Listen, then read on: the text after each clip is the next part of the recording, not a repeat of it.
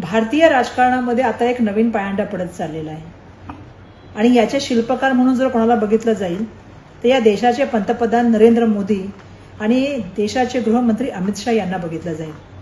ज्या तऱ्हेने संविधानाची पायमल्ली, लोकशाहीचा खून करण्याचं काम जर करत असेल तर ही दोन मंडळी करत आहेत.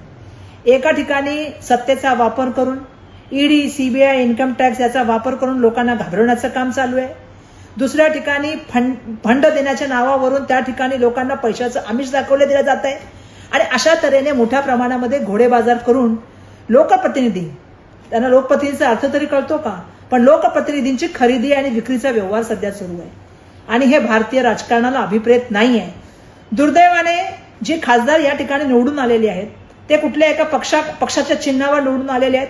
नेत्याच्या त्या ठिकाणी जे आहे ते नेत्याचं नाव घेऊन आणि त्याचबरोबर पक्षाची विचारधारा घेऊन निवडून आलेले आहेत आणि ज्या जनतेने त्यांना निवडून दिलेलं आहे त्या जनतेच्या प्रती ही जी मंडळी चाललेली आहेत, हा त्या जनतेचा विश्वासघात करत नाहीयेत का? माझं जनतेला विचारणं आहे, ही तुमची फसवणूक नाही आहे का? आणि ज्या तऱ्हेने ह्या मंडळीचा भाव लावला जातो, कवडी मोल भावाने लोकांना विकत घेण्याचं काम सध्या चालू आहे. लोकप्रतिनिधीची तुम्ही किंमत ठरवलेली आहे आणि दुर्दैवाने आमची लोकप्रतिनिधी मंडळी सुद्धा सत्तेच्या समोर लाचार झालेली आहे, गद्दार झालेली आहे. आज आम्ही बघतो की या सगळ्या गद्दारीला, या सगळ्या लाचारीला आणि संविधानाच्या त्या ठिकाणी होणाऱ्या पायमल्लीला काय नाव ठेवतात? Lotus, operation lotus, operation tiger. कसले लोटस आणि कसला टायगर? तुम्ही संविधानचं ऑपरेशन करताय, तुम्ही संविधान खतम करताय, या देशाची लोकशाही खतम करताय, तुम्ही लोकप्रतिनिधींचं असलेलं जे अनन्यसाधारण महत्व आहे ते तुम्ही खतम करताय, तुम्ही जनतेची फसवणूक करताय. आणि मला या ठिकाणी सर्वांना सांगायचंय, या सगळ्या गोष्टीला आपल्याला थांबवावं लागेल. आज आम्ही बघतो लोक टीएमसीच्या चिन्हावर निवडून आली, जाऊन तिकडे बसली. आज आपण बघतोय त्या ठिकाणी उद्धव बाळासाहेब ठाकरेचे निवडून आलेले खासदार आज जाऊन एकनाथ शिंदेला भेटण्याचं त्या ठिकाणी चाललेलं आहे. काय चाललंय ही नवीन परंपरा आणि काय चाललंय या गोष्टी? ह्या संविधानाला अभिप्रेत आहेत, जनतेला अभिप्रेत आहेत, लोकशाहीला अभिप्रेत आहेत. स्वतःच्या स्वार्थासाठी काही त्या ठिकाणी लोक जे आहे ते विकण्याचं काम करतात.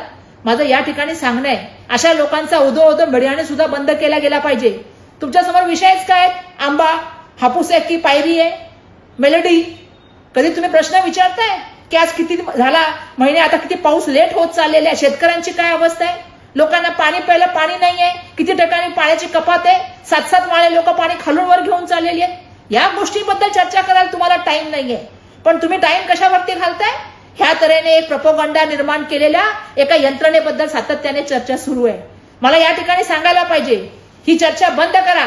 आणि त्या ठिकाणी मला जनतेला आवाहन करायचंय, जर आपल्याला सगळ्यांना संविधान वाचवायचं असेल, ही लोकशाही वाचवायची असेल, महाराष्ट्राची प्रगत आणि पुरोगामी प्रतिमा वाचवायची असेल, तर आता आपल्या सगळ्यांना एकत्रपणे येऊन लढावं लागेल. अशा लोकांना धडा शिकवावा लागेल आणि ज्या तऱ्हेने ह्या राजकारणाचा उदो चाललाय तो थांबवावा लागेल. त्यासाठी मला सर्वांना आवाहन करायचं की एकत्रपणाने या आणि अशा या महाराष्ट्राच्या या जाणाऱ्या लोकांना येणाऱ्या काळामध्ये त्यांना घरी बसवण्याचं काम आपल्या माध्यमातून व्हावं, हीच या ठिकाणी मी आपल्या सगळ्यांना त्या ठिकाणी विनंती करते आणि आवाहन करते.